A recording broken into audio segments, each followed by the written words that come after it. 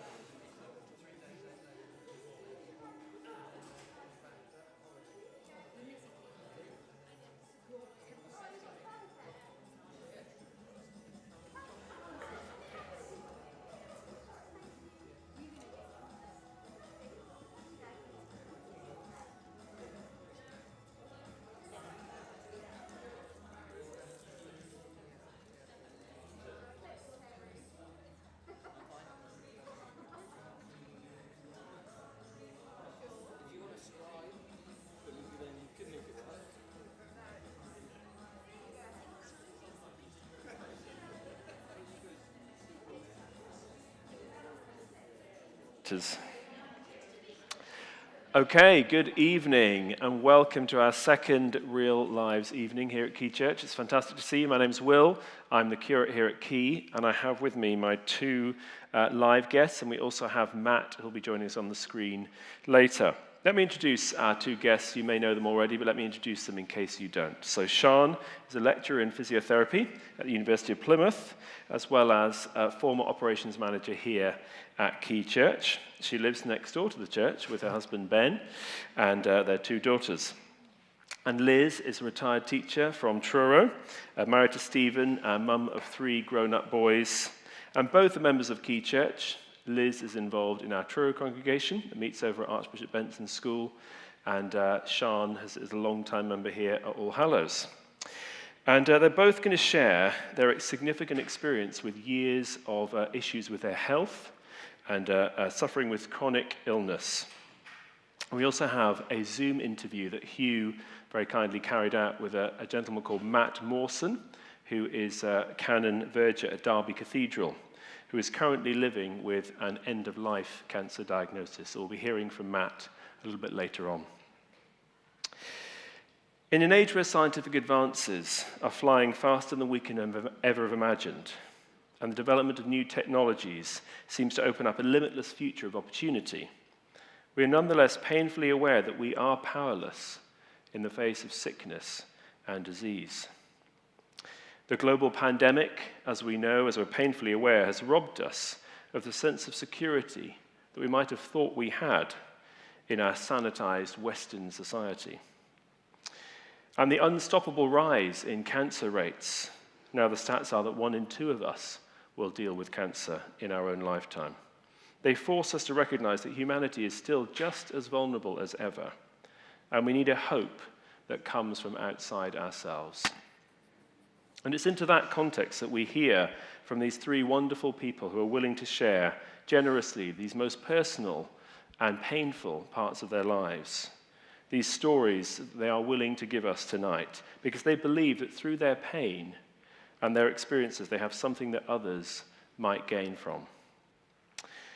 And as you'll know from the publicity, we were hoping to have Andy Gaskin with us, but ironically, he is unwell at the moment. He has COVID, so he's unable to join us. So our thoughts and prayers are with Andy as he recovers. But Sian has very kindly very generously agreed to step in at the 11th hour and share some of her story with us. So thank you both so much for joining us. And Sian, let me start with you. Can you tell us a little bit about your experience with chronic illness and how it first came to light? So I have asthma, and I also have eczema. I'm sure many of you who are here or who are watching online will go, oh yeah, I have asthma or I have eczema, or I know someone who does. It's very common. What's not so common is the type of asthma that I have is quite severe. And so I was born with eczema, and that's always been a problem. And then I developed asthma when I was about 18 months old. And from that point until I was about 14, I was in hospital for many weeks every year. And I spent weeks in an oxygen tent, which is how they used to manage asthmatics, because they didn't want to put a mask on you, so they put a big plastic tent over the whole bed. And so I would be in the tent for sometimes weeks at a time. And in those days, parents weren't encouraged to stay in the hospital. So I was quite young, and so I was in hospital on my own, and my mum was looking after my younger brother. And obviously, that's quite a challenge, as a mum, as I know now, trying to balance, what do you do for your family and how do you look after a sick child at the same time. And then when I was 14, I was particularly unwell and ended up in intensive care. That wasn't the first time I'd been in intensive care, but that was the worst. And I'd gone into school with a nasty cough, but we had a sponsored silence. And I was very keen to support the sponsored silence. So I went into school, and by the time I got home on the school bus, I was very, very sick. And my mum drove me to hospital, and I arrested on the way to hospital. I stopped breathing, and then somebody else stopped their car, and eventually I was taken into hospital in an ambulance. And I was on a ventilator for a week. And because I'd been without oxygen for quite a long time, the doctor in charge, who I eventually worked with on the same intensive care unit, thankfully he didn't remember me, because I would have found that very embarrassing. He said to my mum, look, I'm afraid we don't think she's going to survive. And if she does survive, we think she's been without oxygen for a long time, and so she may not wake up the same person that she was, which some people would say that they can recognise. So, Well, it's funny you say that, Sian, because I had no idea I knew that you had eczema, I knew you had asthma, but I had no idea. And many of us will have had no idea about any of this stuff. So what was the impact on your life as you grew up? I had a lot of medication. I've never had a day that I can remember without medication. And I now am on maximum dose inhalers all the time, but my asthma is, relatively speaking, fairly well controlled. And we had nebulizers and oxygen at home, and hospital visits and hospital treatment were a fairly regular part of my life. I was on a lot of steroids, which is why I'm so short. I was supposed to be taller than I am. And I spent most of my life, when you take a lot of steroids, you get Cushing Syndrome, which makes you look very bloated. And so I looked like that for most of my childhood, which is, so I looked very different. And my eczema had quite an impact on how I looked. So there was definitely issues with how you fit in and how you appear to your friends, and I was always put in goal because nobody at school wanted me to run around in case I had an asthma attack. I'm not good in goal. Thank you for that. And how did you feel? Tell us a little bit about that experience of being a child in that oxygen tent. What was your kind of response to that as you went through that? So I think I remember being in hospital, and you look forward to the things that break up the day. So visiting time or nurses' rounds or the physio, they were always quite good fun because they spent quite a lot of time with you. And you'd be watching the door, waiting I'd be waiting for my mum to come in, and they'd stay for a little while, and then she would have to go. And I appreciate that must have been very hard. I think, but I wonder if it made me perhaps more resilient and more independent, because you realise that you are safe and you are okay, even though you might be on your own physically. I'm sure it was quite an impact, quite important perhaps. Thank you so much for sharing that. And Liz, we'll now come to you. Can you describe for us a little bit about your life before you had experienced your diagnosis? Was your health something that you ever tended to worry about? Right, so unlike Sean, I don't think I'd ever had a day off work.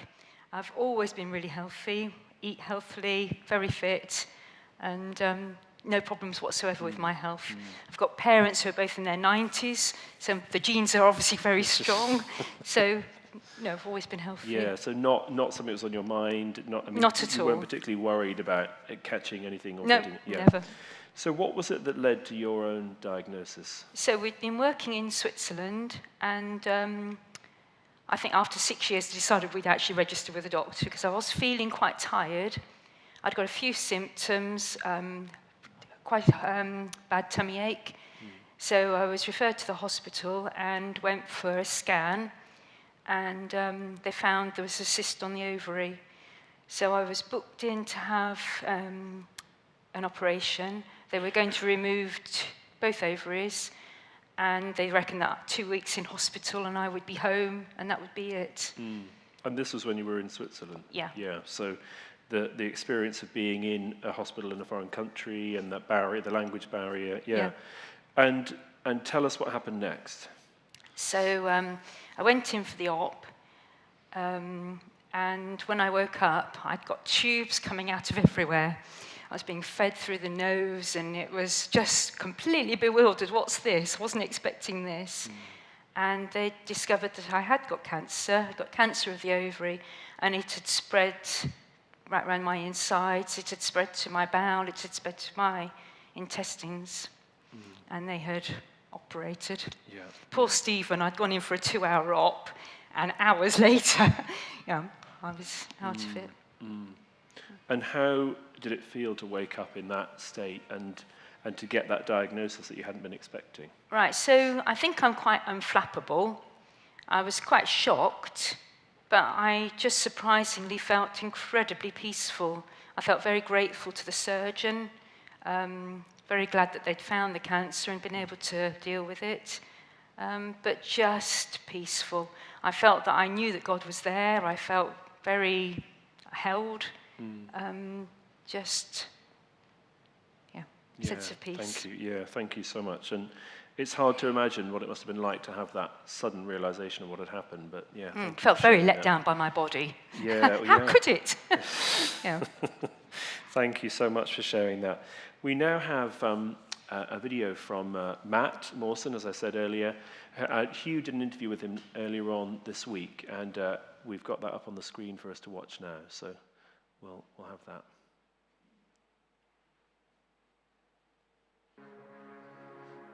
My name is Matthew Morrison, and I'm from Derby. I grew up a very sort of a bit of a irrational life. Alcoholic from the age of sort of 12. Parents the same.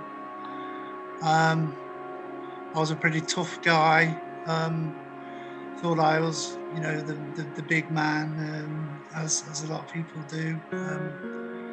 At that age, never listened to anyone. Then one day I was I was sentenced to prison, and I was put in the cell with this Irish traveller, and he couldn't read and he couldn't write. And he didn't speak to anyone, and he was a mean, nasty guy, and no one wanted to share with him. And he said to me one day, "You didn't speak to me for about a week. It was rather uncomfortable." And he said to me, "I don't suppose you could read this letter to me, could you?" And I read this letter to him, and it was quite a difficult letter. His wife had moved on from another camp, and something else had happened. And he asked me if I'd write one back. And then the next thing,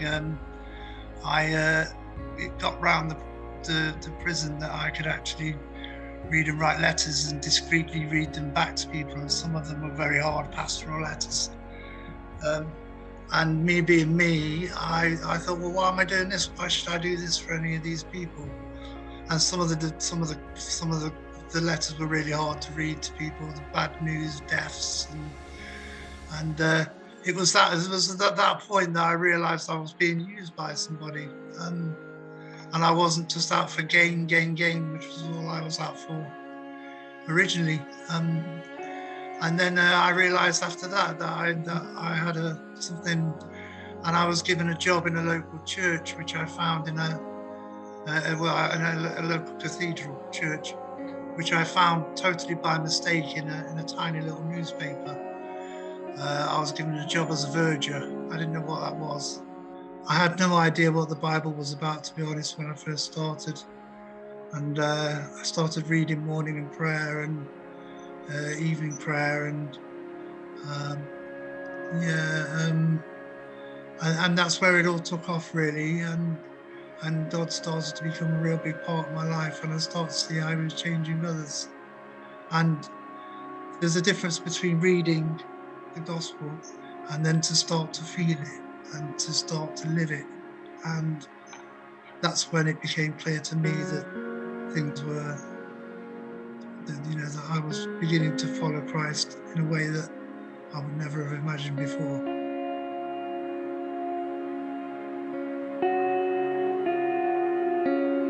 I started to feel a bit of pain, and I was starting to feel a bit tired, and all of a sudden I got like a really big pain, and it turned out to be a kidney stone. And I went in to have that looked at, and about 2 weeks later I received a phone call from the hospital saying that the kidney stone was the last thing to be worrying about, because back in my days of my drinking, I drank so much that I'd had nearly all of my pancreas removed, and they said that in one day it would probably come back to cause me trouble, and lo and behold, it did. There's a huge cancer on my pancreas, which spread to my liver, which also spread to my lungs, and I was told it's terminal. It may be 6 months, maybe 2 years, but can't say, but it won't get any better. And I eventually had to give up college, which was dreadful, absolutely dreadful, because I'd worked so hard to get there. But I know that I'm not alone in this. He's right by the side of me. I believe that quite a few people said to me, "Oh, Matt, why does Jesus have to take you so early?" And I know that I am not alone in this whatsoever, which is why I'm so, to be honest, absolutely not fazed at all, because I don't believe I'm going to be with Christ, because I'm already with Christ. So there's none of this business about, and I would have said about my funeral, I wanted to be a celebration of life with Jesus on this planet, and what we've got on to. I speak to my mum on nearly a daily basis now. I've been on holiday with my brother, my older brother. We're going again soon. Bear in mind, this is a family that never really used to speak. Jesus is shining through in all of this. I have some great friends, Tom and Rosemary, who I live with here. They're fantastic. It could have all been so different. It could have been like it was 25 years ago, where I just had no hope. And today, things, despite the fact that I have this illness, I don't think things could be any better. And it's all because I have, it's because I have Jesus in my life. As I say, I don't pray to Jesus at 10 o'clock at night, and then 6 o'clock in the morning, I shout at Jesus sometimes, and I say to him, you know, what's going on? How come things have just changed so quickly? What's going on?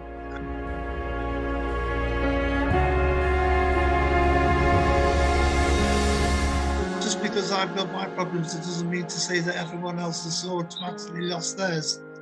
And so, you know, I'm still in good enough shape and things to continue to spread the word of the gospel, to talk about Jesus' love, to talk about how he's holding my hand with me through this, and how he will continue to hold everybody else's hand through their problems as well, because, you know, everybody has problems, and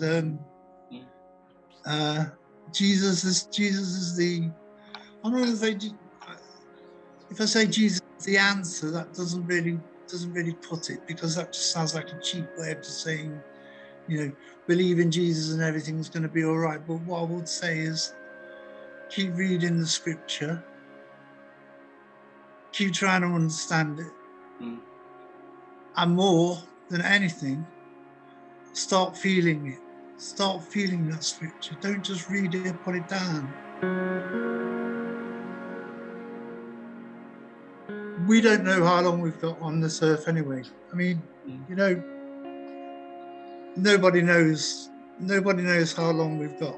So, you know, they could say 3 to 6 months, and something dreadful could happen in the next week.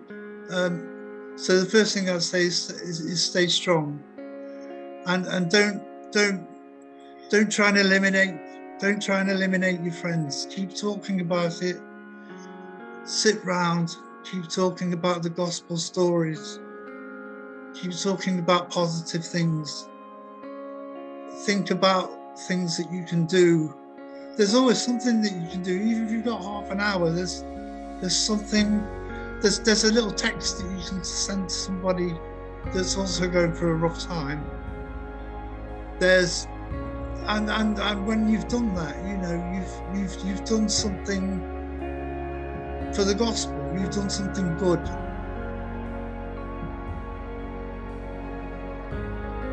I know I've spoke to a lot of people who are in the hospital who are not believers, and they are totally fed up. They just want it to end. They just want it to go. They don't want to talk to nobody. They don't have. I'm so privileged and honoured that I have Christ in my life. And they just say to me, Matt, why are you so happy? Why are you singing hymns for? Why are you singing hymns? What's wrong with you? You should be, you know, just miserable, watching TV or something.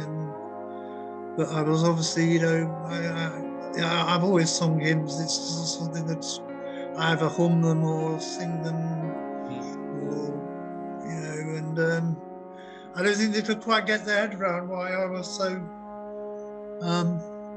sort of, you know, happy about things. And there can only be one answer, really. Yeah.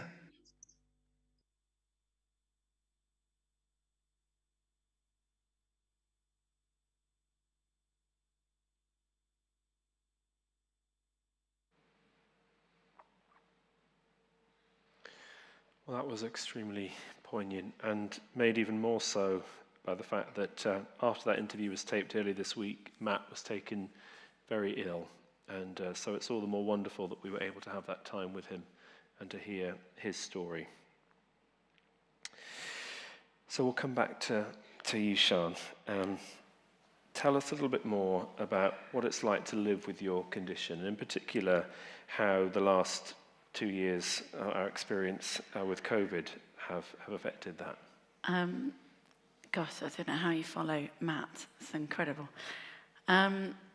So my asthma has actually been relatively well controlled with lots of drugs, but it's fine. Then my eczema became quite bad in my 20s, and then much worse in the last sort of 5 years.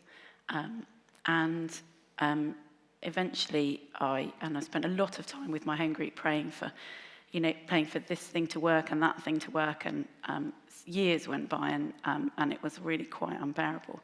And I got referred to Derriford for dermatology specialist treatment, and they put me on a drug which is a new type of drug that is actually being used in lots of treatments, things like colitis, all sorts of immune system conditions get managed by biologics now.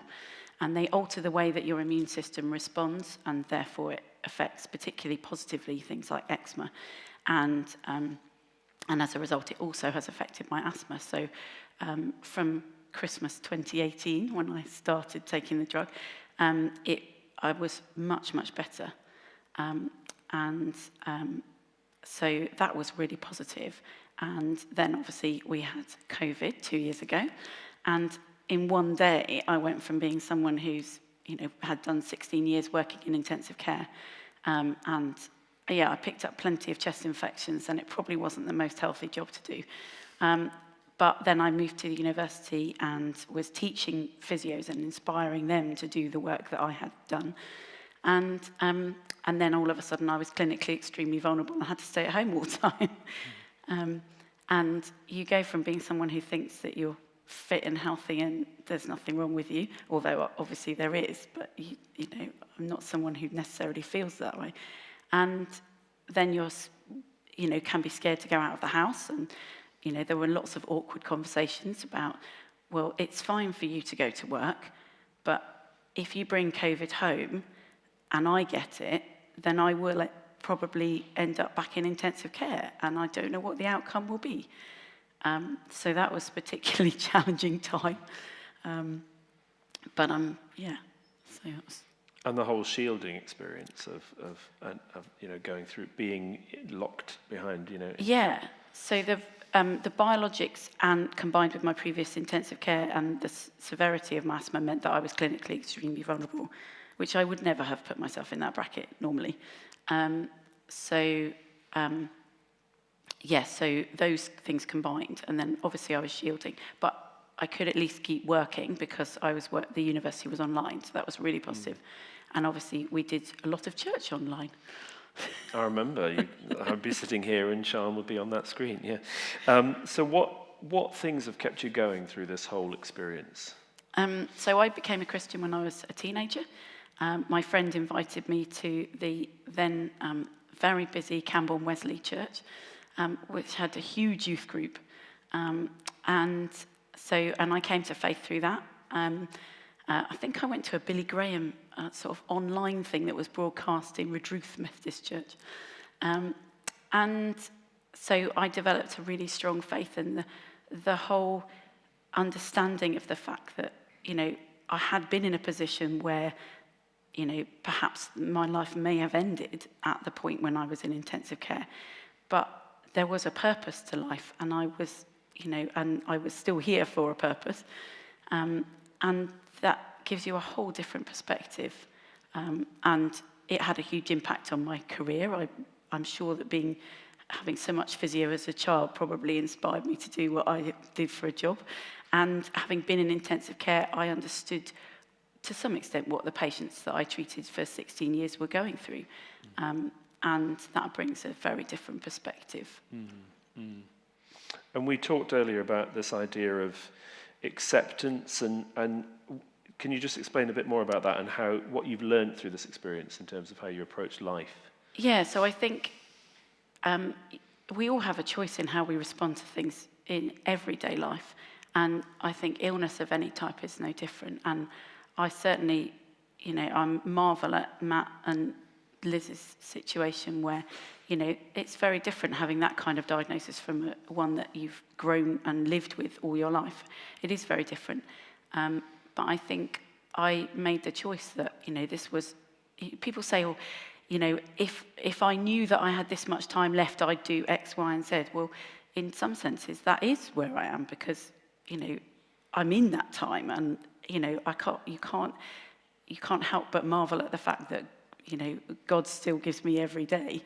And so I trust in him because that, that makes sense. And I trust that I am part of his plan, and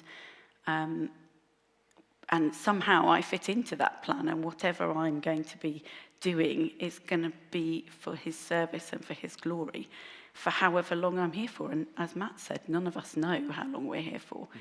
But, it makes that faith so much stronger, knowing that you are part of his purpose and part of his plan. Thanks, Sian. Thank you for that. Let's come back to you, Liz. Tell us how things changed after your diagnosis. How did you cope with that news? Okay, so I was in hospital for a while. It was quite a strange experience because I felt very isolated. My family were all in England. It was Stephen and I out there. Friends I had made were all working. So it was quite lonely. I had 3 wonderful friends from St Austell that we met. We had known when our children were teenagers, so they were great friends with our 3 teenage boys. It was good support to have them. They were absolutely fantastic. They would text me all the time. I knew they were praying for me. I just knew and that they were faithful. And they just kept me going. Every day there would be something, they'd be pinging, and it was just a great lifeline. Stephen was fantastic. He was just a rock. And I just felt very close to God. I felt very secure. And then following the time in hospital, I then had 4 months of chemotherapy, which was pretty grueling. I was quite sick. I lost my hair, which was dramatic then and it's not now. But at the time, it wasn't great. And again, the chemotherapy, the nurses would be chatting, the patients would be chatting in French. And again, I was very just isolated. But got through the chemotherapy and... Yeah.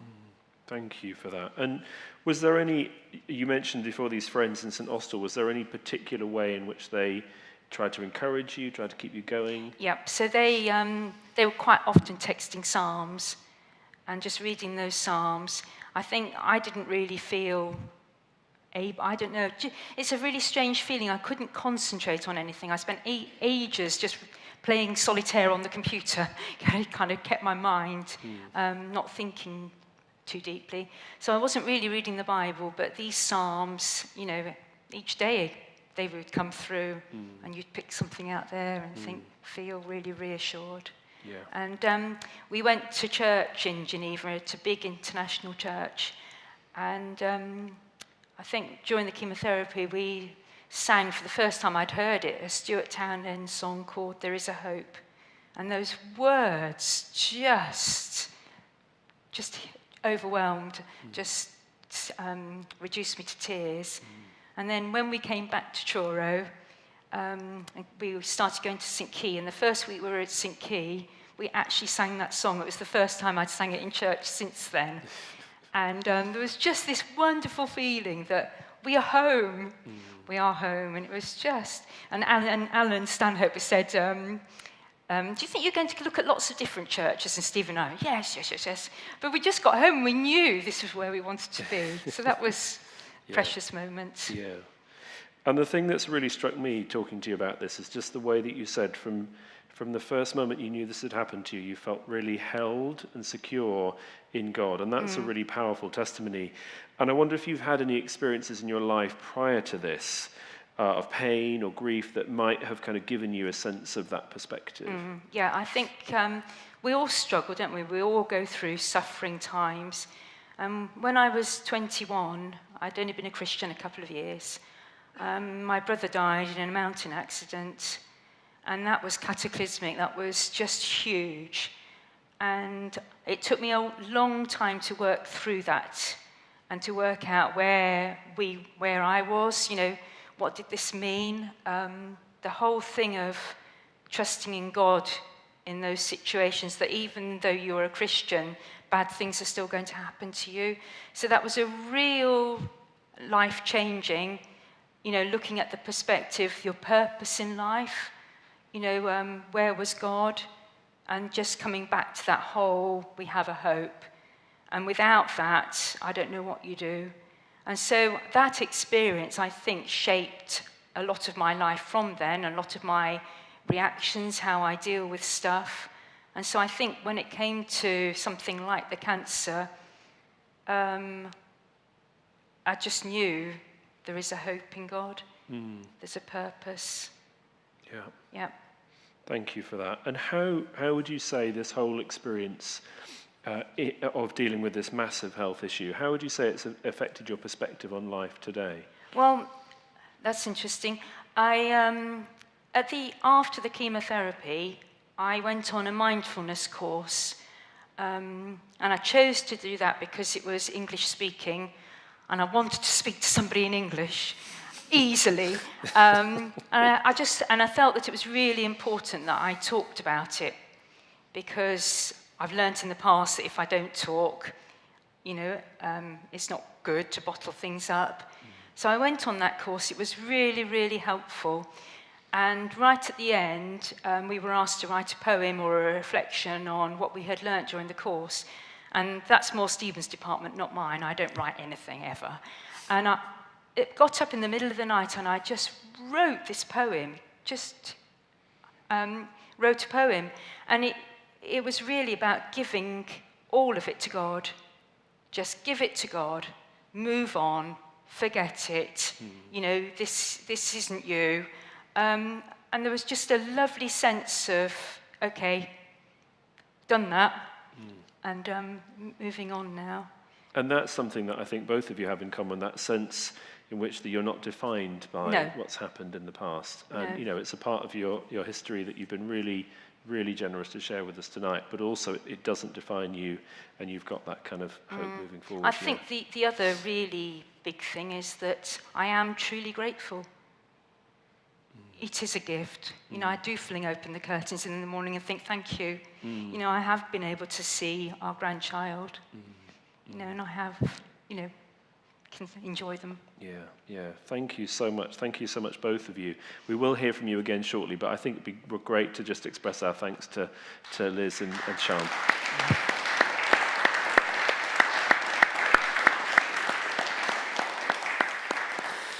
Thank you, and well done, because I know that can't have been easy to do in this setting. So thank you for your honesty and your openness. And what we're going to do now is take a short break of about 15 minutes. We're going to grab another cup of tea or coffee if you'd like to, grab another club if there are any left.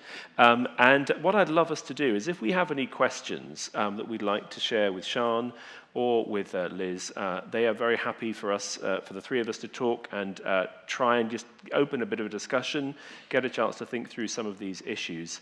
There's a number up on the screen. Text your question in. Any question is allowed. We will filter out anything that we don't want to answer, so do feel free to send in any questions you like. We will have a look at those. If you could send them in the next 5 minutes, that would be brilliant, and then we'll be able to have a little look and vet the questions that we want to do.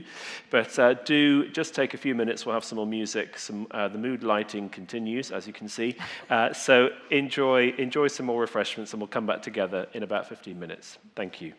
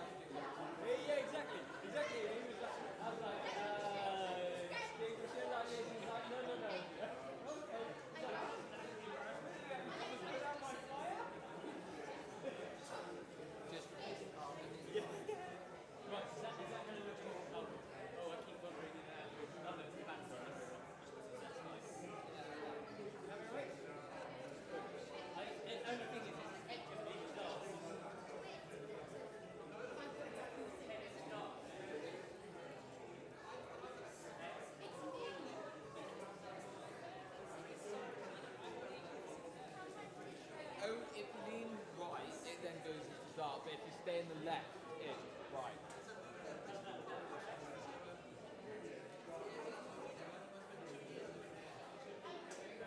Bit further forward.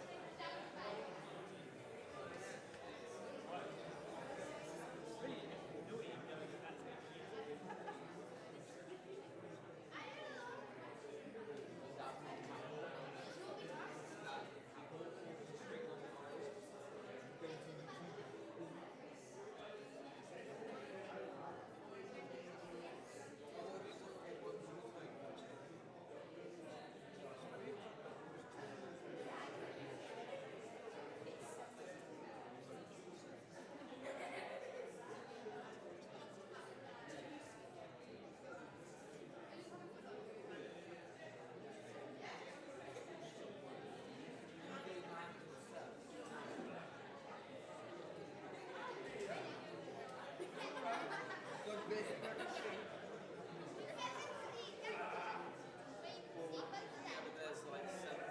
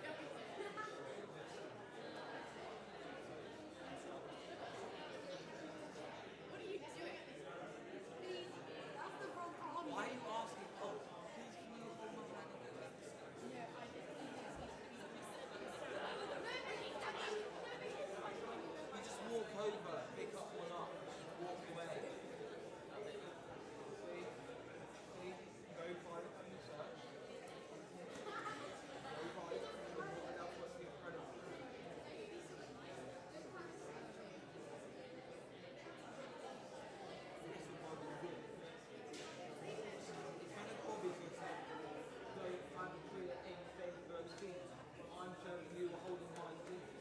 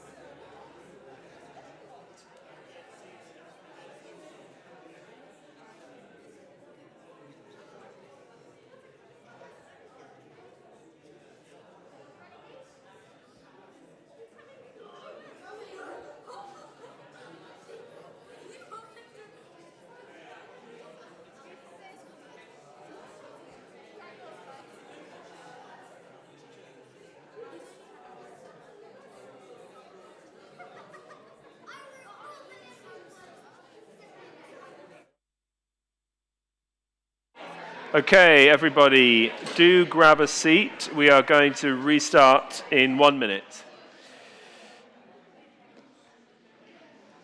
Grab a club and a cup of tea, and I'll invite Sian and Liz to come back and join us.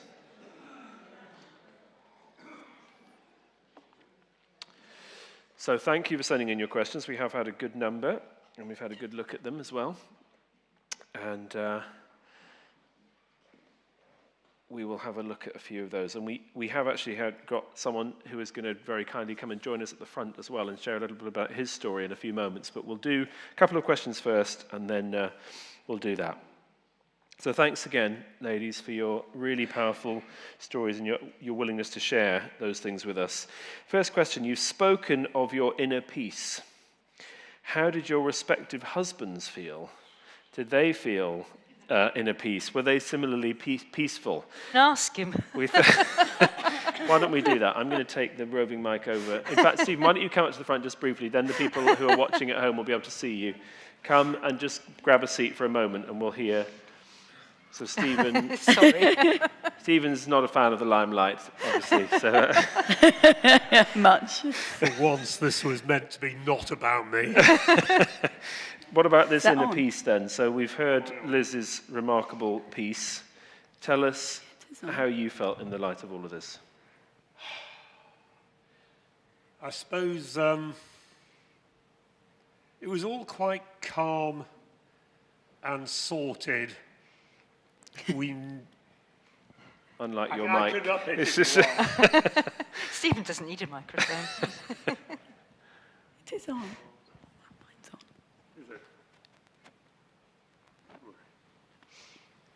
A bit closer to your mouth. Yeah, it was when we were sorting out this operation and we talked about it, we knew what we felt it was, what we felt it wasn't, and everything else like that. And I saw Liz the day before she had to be in hospital. It was a Sunday and had to be in. As she said, it was the final week of term, and we hadn't arranged anything with my job because we thought we knew what we were dealing with. And then on the Monday, she had the operation, and I said, the consultant had my mobile number. He said he'd let me know as soon as the operation was finished and, you know, just chat through if I had any questions. And so Liz and I had arranged with my PA at the school, because I was the headmaster there, what our plan was. After 2 hours, I was going to go in and just wait. And 7 hours of operation, and I didn't know a thing of what was going on, because obviously the surgeon consultant was busy. My PA kept ringing up because she was a native French speaker, trying to find things out, and we knew absolutely nothing until the consultant phoned me up. I think I'd eaten and drunk everything in the hospital cafe. And he said in English it was a cancer, and what we understood then was they scale it in 4 stages, 4 being running rife through your body, and Liz had been category 3B. So that was a shock. I said, would I be able to see her? And they allowed me an hour later, so it was another hour. And Liz told you what it was like. I could barely see her for all the tubes and the wires and everything else, the stands, and we just, well, we tried to hug, but it was a bit, you just couldn't really do it. And I think I was quite numb, and Liz has talked about, you know, peace and being held and feeling that. I think numbness was the first bit that I felt. And after that, of course, there were hospital visits every day. And then I had to sort of go home and just, home devoid of Liz and try and piece together that. But you felt her tranquility, and everybody at school was being very supportive. I didn't have to do any shopping or cooking or anything. I just kept finding pies on the doorstep and things like that when I got home. This was all the parents, the teachers, everybody rallied around that side of it. And then, of course, we were just so thankful when our friend, Liz didn't mention, just got on a plane, had never flown anywhere in her life, on her own, and just came straight out. And it coincided with Liz coming home from hospital right at my busiest moment. But yeah, it was numbing, but I felt Liz's peace, and that helped me. And my main prayer times were leaving Liz in the hospital and driving home. It was about 40 minutes through central Geneva and across into France, and that was when God and I sorted things out. Thank you, Stephen. Thanks so much for being willing to share that. And yeah, I'm not sure that mic's working. We are Bit late, we're experiencing the curse of the mic. Hello. It's not, is it? Okay, thanks, Stephen, anyway. Thank you for that. We'll come on to our next question. Thank you. What were the encouraging things that people said to you, Sian and Liz? I think you might need to start on that one. I'm not sure, really. Were there any encouraging things? Well, you talked about sending the psalm, so you can't have that one. That was incredibly encouraging. Yeah. Just sending lots of love. Yeah. I suppose, I think probably more recently, so in the 3 years leading up to when I started the biologic drug, my eczema was it was quite unbearable, really. It affected everything that you do. Sleep, clothes that you wear, anything that you do is affected by it. And but home group, just being patient and continuing to pray, because when you don't get answer to prayer for such a long time, it is challenging to say, well, please do keep praying, because there will be an answer. It just is not in my time, unfortunately. But the answer was better than I ever could have imagined, to be fair. And I did 6 months on maximum immunosuppressant therapy before I started the biologics, which was an interesting challenge. And so I had to again ask them to pray for safety, because it makes you very at risk of skin cancer. And so I literally had to cover everything up for 6 months and wear a hat every time I went outside. That faithful prayer was really encouraging. Thank you for that. Were there things that you'd rather people hadn't said? That's another question. Give us a flavour. I mean, this is presumably someone's asking because they want to know how to support a friend, how not to put their foot in it. So what sort of things do you not want to hear? When they told you were being brave, you just thought, no, I'm not, I've just got to get through this. And I didn't find that particularly helpful. Yeah. Sian, any for you? I suppose how to be gracious when people say, "Oh, have you tried this cream?" Or, "Oh, have you tried evening primrose oil? That was amazing. My asthma went away completely." And it does. For some people, those things are incredible, and you have to be so gracious in saying, well, maybe yes, I have, or oh no, I will give that a go. And then also not dismissive, because you think, well, maybe God's giving me a message that maybe I should try this thing. And I have a stock of creams if anybody'd like to try them. Yeah, thank you for that. Thank you. I'd love to invite Wes up. If Wes Thomas has offered to come and join us at the front here. Are you happy, Wes, to come and join us here and tell us a little bit about your story? So Wes has extensive experience on these sorts of issues. So do come and join us, and we'll see if we can get you. We'll see if we can get you mic'd up. Do you want me to give Wes my mic? No. Okay. Try this one. That one? Oh, there we go. We are live. Yeah. So tell us, Wes, a bit about, because you've had your experience and then the experience of your late wife. 10 years ago, I was diagnosed with non-Hodgkin's lymphoma. And Jill said to me, "Cheer up," she said. "You're in the Lord's hands. Don't worry." This was just before we moved down here to Cornwall. We were in Eastbourne. As soon as I got down here, it was chemotherapy, hair loss, as Liz had. But I didn't feel ill at all. Oh, didn't you? No. So chemotherapy. And 10 years later, here I still am, still in the Lord's hands.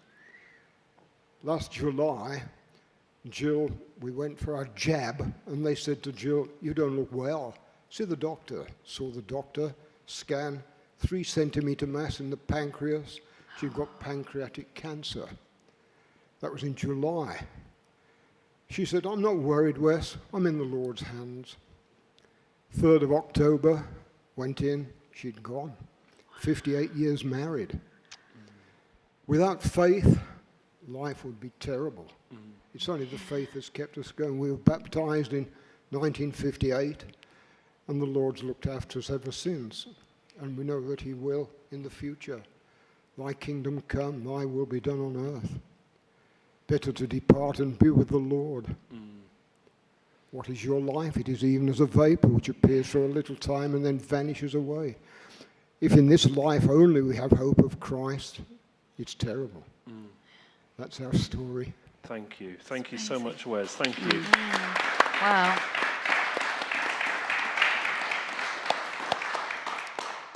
Thank you so much, Wes, for being willing to share that. And yeah, that's so powerful. A couple more questions for Liz and Sian. How should you pray, do you think, for people who are going through difficult times? Start with you, Sian. I want to say consistently, because I think it's that thing where, people are amazing at praying, but they, life moves on and, things take over. It's a bit like the news, isn't it? A few months ago, Afghanistan was a massive thing on the news. And now, because of the awful things in Ukraine, they've forgotten what's happening in the rest of the world. And it's the same with individual prayer. It's really easy to be earnestly wanting to pray, but your life moves on and you're busy and you forget. And sometimes having, prayer partners or people who will keep saying, "How are you getting on?" And just acknowledging the answered prayer, I think, even the small wins sometimes are massive. And being reminded of those is really positive when you're going through a long journey. So. Thank you. Liz, I think you might even have something to recommend. I do. Yes. Here's one I made earlier. Yeah. So this very dear friend of mine lost her husband just recently. And I thought, I've just got to pray for her. And I was really challenged because I thought, you end up saying the same prayer again and again. And I wasn't quite sure how to pray for her consistently and in a really meaningful way. And so this book was recommended by a book group that I'm part of online. And it's called I'm Praying for You by Nancy Guthrie, who I think herself has been through a pretty tawdry time. And there's 40 days with Bible verses at the start of each chapter.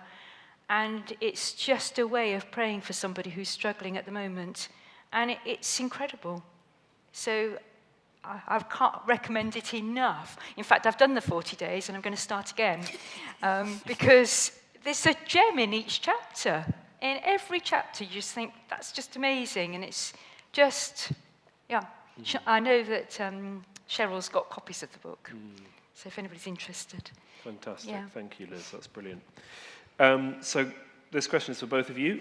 If you could give advice to your younger self to help you cope with living through illness, what would you say? Enjoy life.